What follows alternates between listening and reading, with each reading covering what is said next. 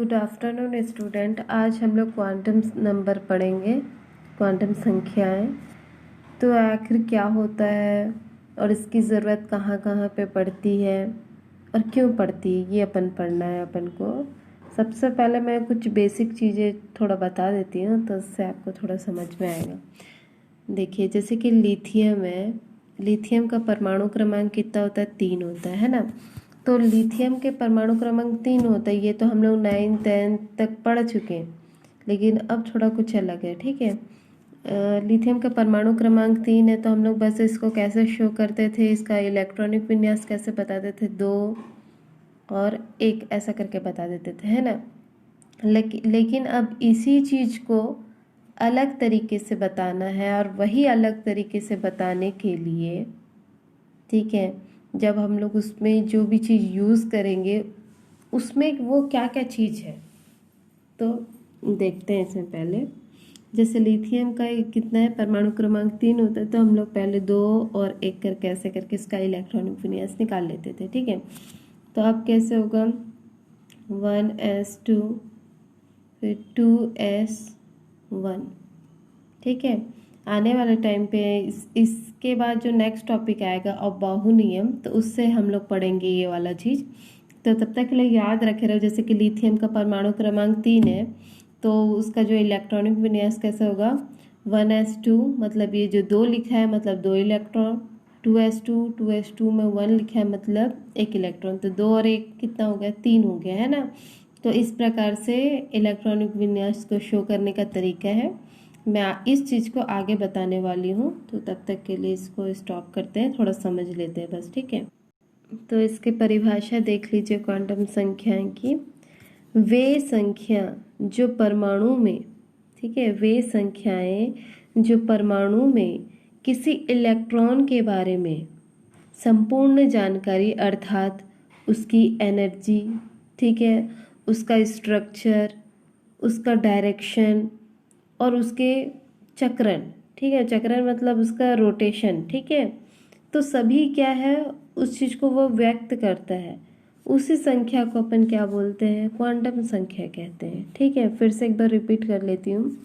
वे संख्याएं जो परमाणु में किसी इलेक्ट्रॉन के बारे में संपूर्ण जानकारी, अर्थात उसकी ऊर्जा, आकृति, अभिविन्यास तथा चक्रण को व्यक्त करती है, क्वांटम संख्याएं कहलाती है। ठीक है, मतलब ये है, कोई परमाणु है, किसी परमाणु में क्या है, जो इलेक्ट्रॉन जो होते हैं, है ना, इस इलेक्ट्रॉन के बारे में पूरा मतलब सब चीज़ जानकारी देगा, जैसे कि इसकी एनर्जी कितनी है, इसका स्ट्रक्चर कैसा है, इसका डायरेक्शन क्या है, ये कौन सी दिशा में रोटेट कर रहा है, वो सारा चीज़। ठीक है, इसी को अपन क्या बोलते हैं? क्वांटम संख्या बोलते हैं। इस परिभाषा से हालांकि आप लोग को जितना समझ में नहीं आएगा, इसके जो प्रकार है ना, 4 प्रकार, उसको आपको देख के पूरा समझ में आएगा। और रही बात इसको लिखने की, कि तो जहाँ जहाँ मैं टिक लगाई हूँ उतना आप लोग लिख लेना। ठीक है, जैसे क्या करना मैं बता रही हूँ। इसमें जैसे क्वांटम संख्या लिखा है, तो क्वांटम संख्या का हेडिंग डालोगे, प्लस उसको इंग्लिश में भी लिखोगे ये उसका नाम को। उसके बाद उसमें ऐसा करके जो डैश करते हैं, डैश करने के बाद आपको ये परिभाषा को आपको नोट करना है। ठीक है, परिभाषा नोट करने के बाद आपको क्या करना है, जैसे कि यहाँ पे 4 प्रकार के दिए हैं। ठीक है, तो क्वांटम संख्या कितने प्रकार के होते हैं? 4 प्रकार के होते हैं, तो ऐसा करके लिखना है, ये 4 प्रकार के क्वांटम संख्या निम्नानुसार है, ऐसा करके। उसके बाद जो फर्स्ट है वो क्या है? मुख्य क्वांटम संख्या। सेकंड जो है द्विगंशी क्वांटम संख्या। थर्ड जो है चुंबकीय क्वांटम संख्या। फोर्थ जो है चक्रण क्वांटम संख्या। तो ये सब आपको लिखना है। ठीक है, अब देखो फर्स्ट जो है मुख्य क्वांटम संख्या, मैं इसके बारे में थोड़ा सा बता देती हूँ। ठीक है, मुख्य क्वांटम संख्या, जैसे कि देखो इसमें परिभाषा देखते हैं। इस क्वांटम संख्या को बोहर द्वारा दिया गया था। मुख्य ऊर्जा कोश या ऊर्जा स्तर होता है जिसमें इलेक्ट्रॉन उपस्थित रहते हैं। इसे n से प्रदर्शित करते हैं, मतलब स्मॉल n से प्रदर्शित करते हैं, अर्थात क्वांटम संख्या इलेक्ट्रॉनों की ऊर्जा को निर्धारित करता है। फिर इतना लिखने के बाद यहाँ से फिर बाद में आपको ये वाला एग्जाम्पल लिखना है, ठीक है।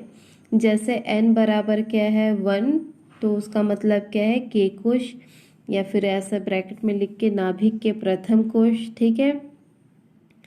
तो सेकंड में n इज इक्वल टू 2, फिर क्या है ये l कोश, जिसका क्या लिखा है नाभिक के द्वितीय कोश, ठीक है। मतलब नाभिक से द्वितीय कोश में l कोश होता है, पता है ना आप लोग को।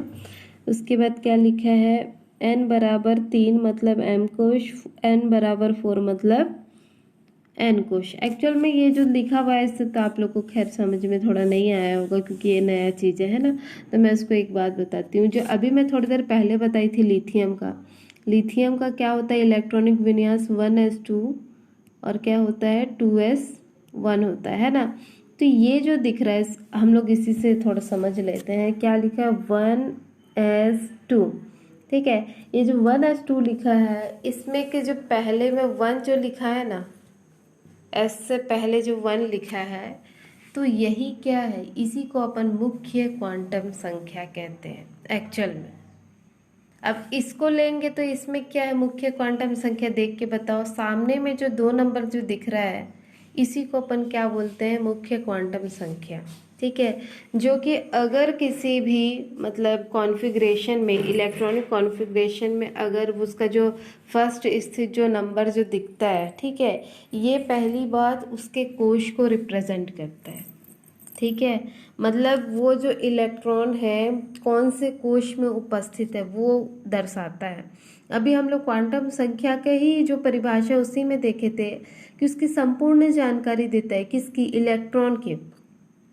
मतलब ये जो इलेक्ट्रॉन जो दिख रहा है ना, इसकी पूरी स्थिति को बताने के लिए जो सारा जो मेथड है, जो 4 जो क्वांटम संख्या है सारे इन्वॉल्व है एक इलेक्ट्रॉन के बारे में सब संपूर्ण जानकारी देने के लिए, ठीक है। तो सपोज वही जो लिथियम है, लिथियम का जो मान लो जो इलेक्ट्रॉनिक कॉन्फ़िगरेशन जो है 1s2 फिर 2s1 जो है, तो अगर हम लोग इसकी बात करें, जैसे 1s2 का जो ये जो इलेक्ट्रॉन जो दिख रहा है, अगर इसकी स्थिति को हमको बताना है तो हमको पूरी चारों क्वांटम संख्या बताने के बाद हमको पूरा नॉलेज हो जाएगा कि लिथियम का जो ये इलेक्ट्रॉन है 1s2 वाला जो इलेक्ट्रॉन जो है ये किस पोजीशन पे है, उसका डायरेक्शन क्या है, उसका चक्रण क्या है, उसकी दिशा क्या है, उसकी आकृति क्या है, सब चीज़ अपन को पता चलेगी, ठीक है।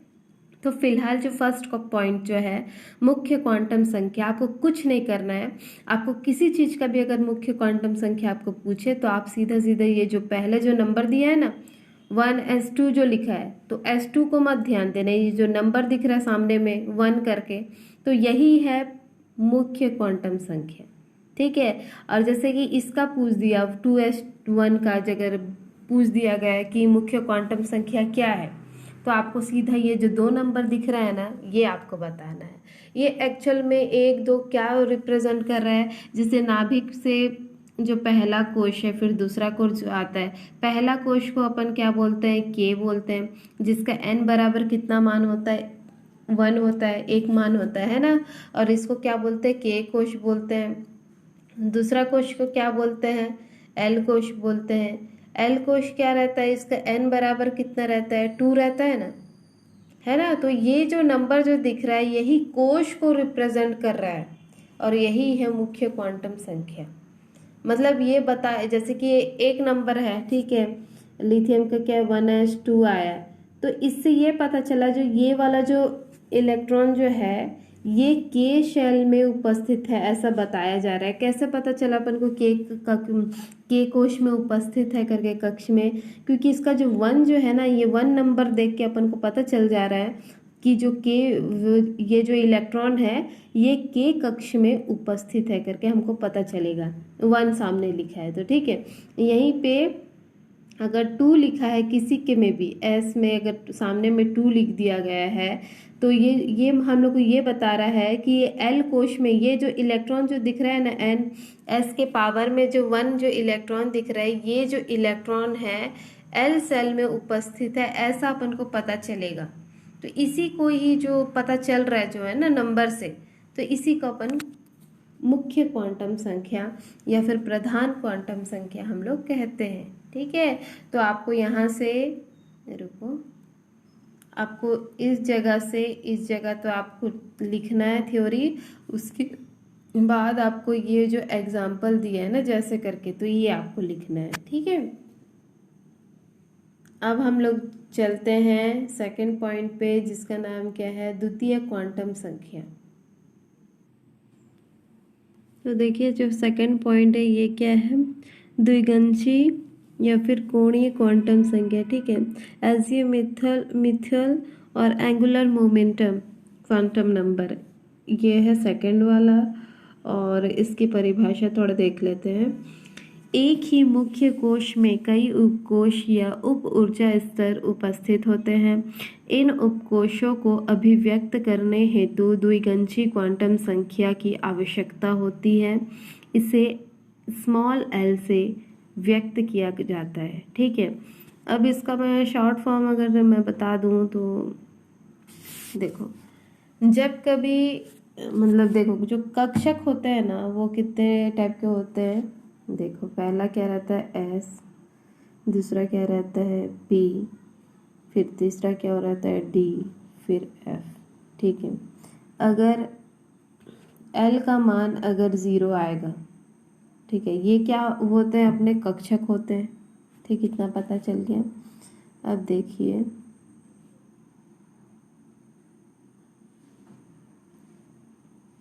ठीक, जब जब भी अगर क्या होगा, एल स्मॉल एल का मान अगर 0 आएगा, स्मॉल एल का मान अगर 1 आएगा, स्मॉल एल का मान अगर 2 आएगा, फिर स्मॉल एल का मान अगर 3 आएगा, तो अगर स्मॉल एल का मान अगर कितना है 0 आया, तो हमको ये पता चल जाना चाहिए कि कौन सा कक्षक है, एस कक्षक से, ठीक है।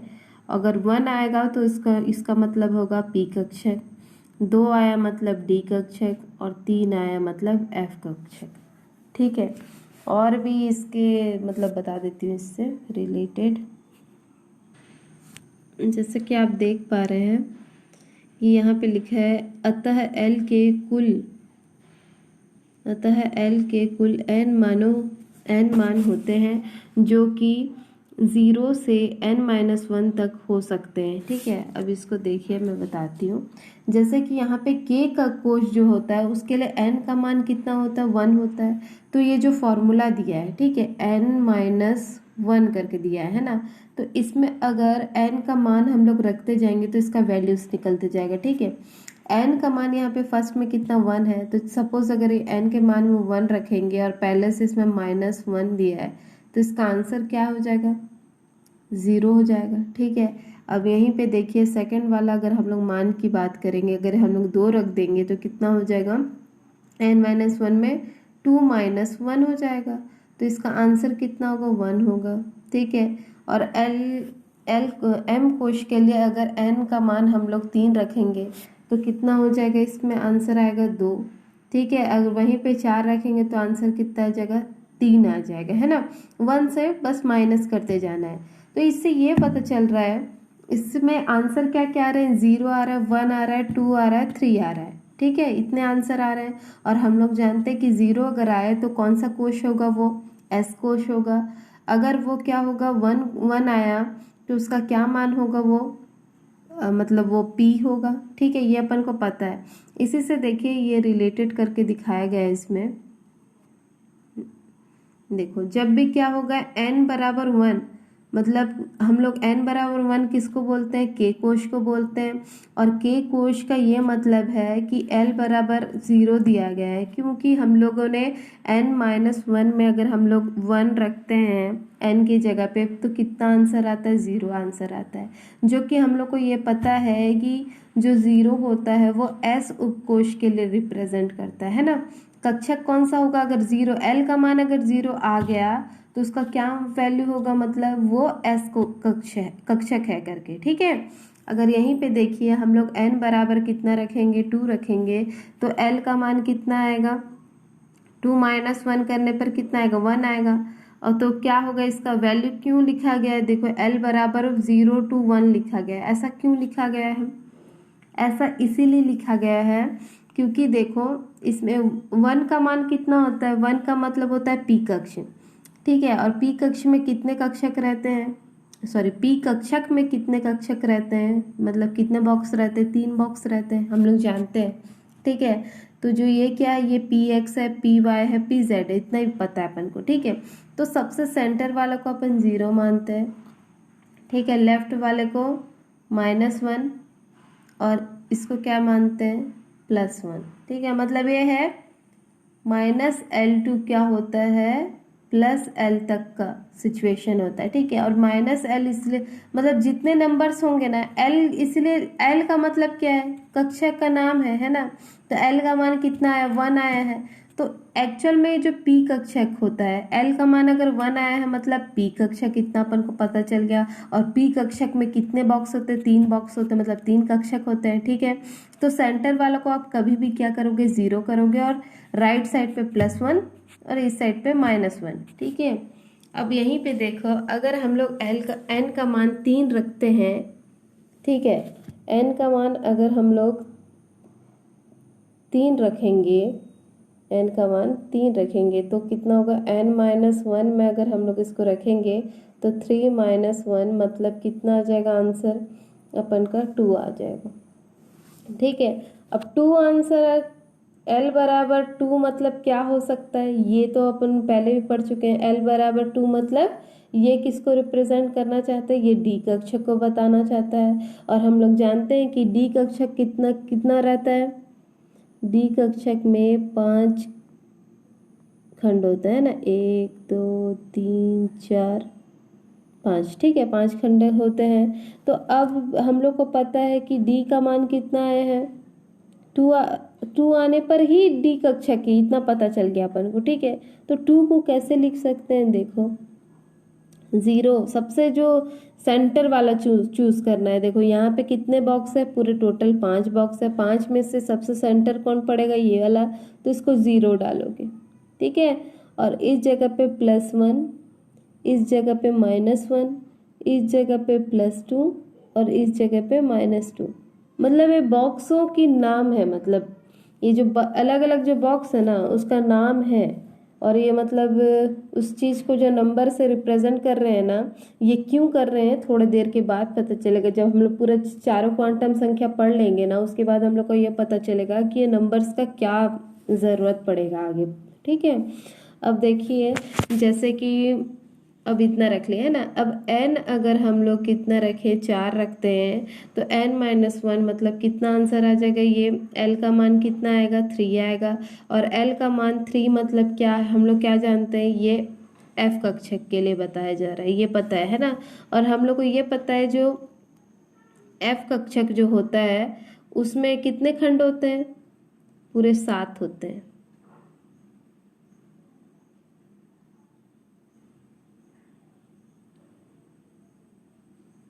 ठीक है, जो f कक्षक होते हैं उसमें कितने खंड होते हैं, 7 खंड होते हैं। 7 खंड में मान लो f कक्षक का कितना आंसर आया, 3 आया है। ठीक है, अब 3 आंसर को कैसे, मतलब जो 3 आने पर हमको पता चला ये f कक्षक है करके। ठीक है, तो इसको कैसे करेंगे, सबसे सेंटर वाला जो होगा उस पर क्या लिखेंगे, 0। ठीक है, l का मान को दर्शाया जा रहा है। l का मान कहाँ से कहाँ तक रहता है, l-1 से l+1 तक रहता है। ठीक है, तो l का मान को अपन को रखना है, यहाँ पे कितना आया, l का मान 3 आया है, तो सेंटर वाला को 0, और यहाँ पे क्या है, -1 सॉरी +1 +2 +3। ठीक, यहाँ पे -1 -2 -3। ठीक है, तो ऐसे करके करना है। मतलब ये हालांकि आप इतना ही नॉलेज अभी फिलहाल के लिए रखे रहो, आपको क्या पता होना चाहिए इस चीज़ में आपको कि जो L का वैल्यू अगर कितना होगा, 0 होगा तो S कक्षक है। ठीक है, L का मान अगर 1 है तो सपोज ये क्या कक्षक है, P कक्षक है। L का मान 2 मतलब क्या होगा, ये D कक्षक। L बराबर कितना अगर 3 है तो F कक्षक। आपको बस इतना याद रखना है इस चीज़ में। ठीक है, अब मतलब जैसे जैसे अगर ये तो सेकंड क्वांटम नंबर है, थर्ड और फोर्थ पढ़ोगे ना उसके बाद पूरा क्लियर पता चल जाएगा, और साथ में अब बाहु नियम पढ़ोगे तो आपको और भी अच्छे समझ में आ जाएगी कि हो क्या रहा है करके। अभी थोड़ा आधा अधूरा लग रहा होगा, है ना। तो नेक्स्ट टॉपिक में बताऊंगी कि जो थर्ड क्वांटम नंबर है वो नेक्स्ट टॉपिक में बताऊंगी, और फोर्थ क्वांटम नंबर भी, ठीक है।